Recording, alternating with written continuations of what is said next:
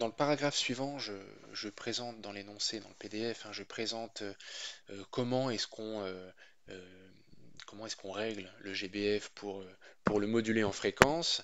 Bon, il y a quelques formules mathématiques, etc. Bon, j'ai fait des petits schémas pour expliquer tout ça. Donc, dans un premier temps, le GBF qui est pris en photo, le GBF voilà, qu'on va moduler en fréquence.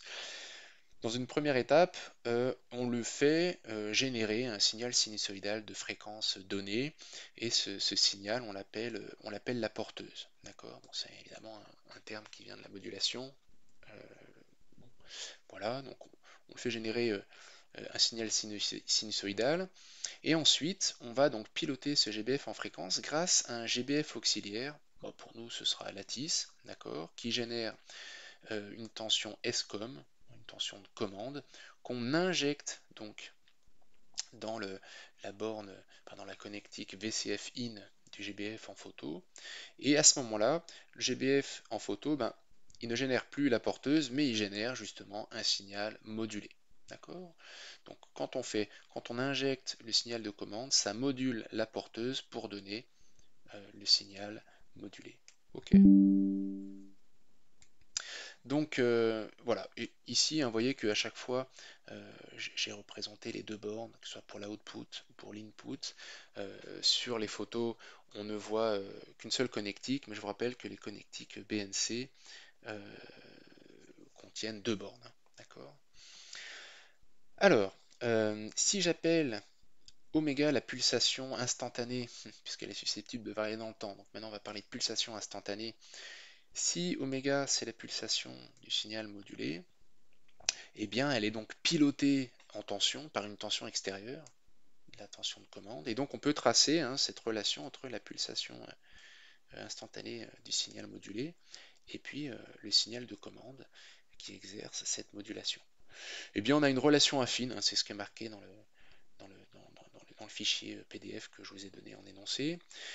Et donc, on voit bien que quand le signal de commande ici vaut 0, typiquement, si on injecte 0 volts ici, c'est comme si on faisait rien, et bien on obtient évidemment la pulsation de la porteuse qu'on avait pré-réglée. Hein, donc c'est ça, le pré-réglage sert à ça.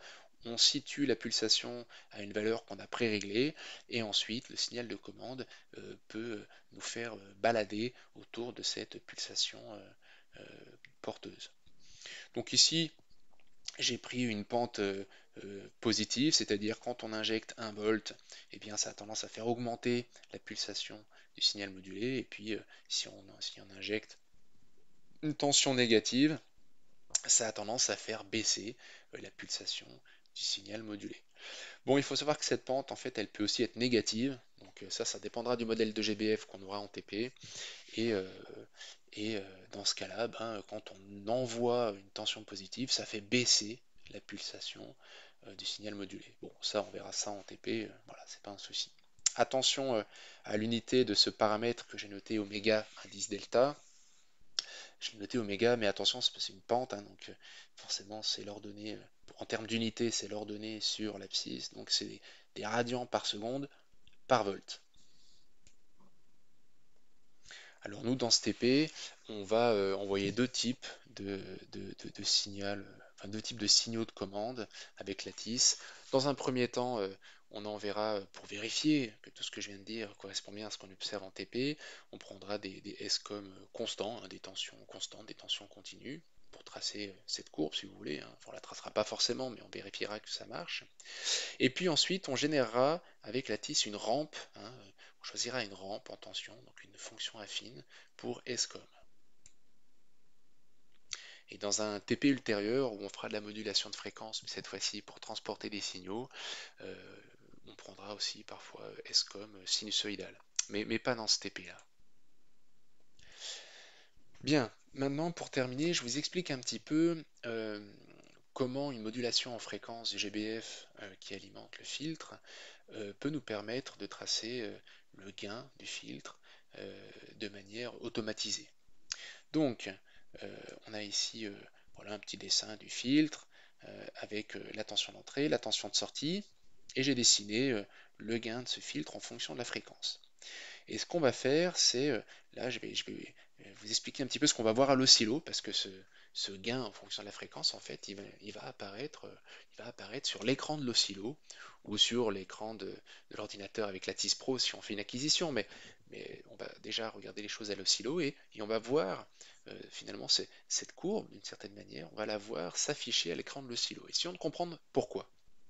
Donc, l'idée, c'est quand on trace un diagramme de Bode, enfin, quand on cherche à tracer G en fonction de la fréquence, ben, qu'est-ce qu'on fait? On injecte un signal sinusoïdal d'entrée d'amplitude constante. Ça, on ne change pas l'amplitude du signal d'entrée. D'accord? On change que sa fréquence. Ça change évidemment la fréquence du signal de sortie. Et l'amplitude du signal de sortie, vous le savez, c'est, si je note ça comme ça, grand S, c'est G fois grand E. Donc, je rappelle que E est fixe, d'accord? Et donc, quand on observe l'amplitude du signal de sortie, bah, c'est une image du gain, d'accord? L'entrée, cette amplitude, elle est constante au cours du temps. Et donc, ce qu'on va faire ici, c'est que on va on va faire changer la fréquence avec le temps, d'accord? Et qu'est-ce qu'on va observer? Donc, je vais vraiment, là, je vais dessiner ce qu'on va voir à l'oscillo en me basant voilà, sur cette courbe, c'est-à-dire qu'on va partir des faibles fréquences, que je vais dessiner en partant des faibles fréquences. Je vais m'approcher ensuite de la fréquence F0 là, de résonance, hein, la fréquence centrale du passeband, et puis je vais redescendre. Mais toujours, je vais augmenter la fréquence. Alors, ça, je vais pas forcément, le fait que la fréquence change, on ne va pas forcément le voir dans la vitesse des oscillations que je vais dessiner, mais intéressez-vous simplement sur mon dessin à l'amplitude du signal de sortie. Donc là, je dessine l'amplitude du signal de sortie. Donc on commence à basse fréquence et j'augmente progressivement la fréquence. Alors, voilà, au début, voilà, à peu près, si je dézoome, on peut observer ça, hein, j'ai une amplitude faible, et puis j'augmente petit à petit la fréquence en m'approchant de la fréquence centrale. Et oui, comme le gain augmente, eh bien l'amplitude de mon signal de sortie aussi, plus je me rapproche de F0, plus l'amplitude de signal de sortie est important. Quand j'atteins F0, je continue à augmenter la fréquence, et comme le gain diminue, eh bien, l'amplitude de mon signal de sortie diminue également, jusqu'à tendre progressivement vers 0. Ok? Voilà. Voilà ce qu'on peut observer à l'oscillo. Et vous comprenez bien que quand je prends l'enveloppe de cette courbe, comme ça,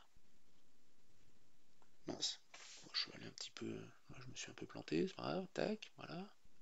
Voilà, cette enveloppe rouge, vous, vous en conviendrez, c'est exactement, c'est l'amplitude, hein.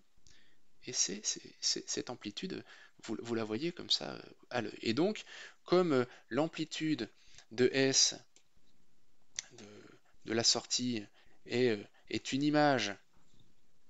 Bon, attendez, ça. Pardon, j'ai eu un petit souci logiciel. Donc, voilà, cette courbe rouge que je trace, c'est donc bien, c'est une image évidemment, c'est l'amplitude ici en fonction du temps. Et donc, ça me donne le gain, puisque à E près, hein, si vous voulez, ça me permet de visualiser le gain en fonction du temps. Moi, ce que je veux, c'est le gain en fonction de la fréquence. Mais il s'avère que on aura un lien affine entre la fréquence qui sort de GBF modulée en fréquence, entre la fréquence GBF et le temps,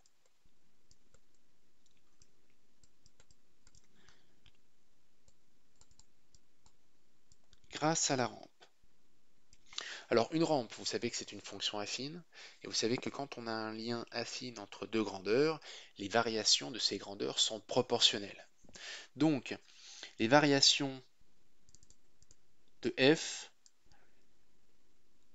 sont proportionnelles aux variations du temps.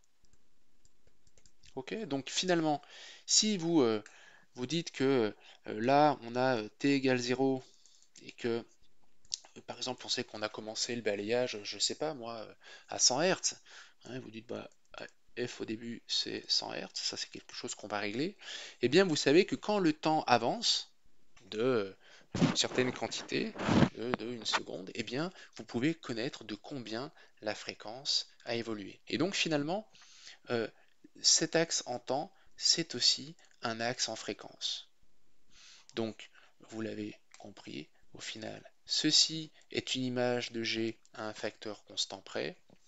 Ceci est une image, ceci est une image de la fréquence à une constante près. Et donc, à l'oscillo, on voit apparaître, en regardant l'enveloppe de cette courbe, on voit apparaître G de F.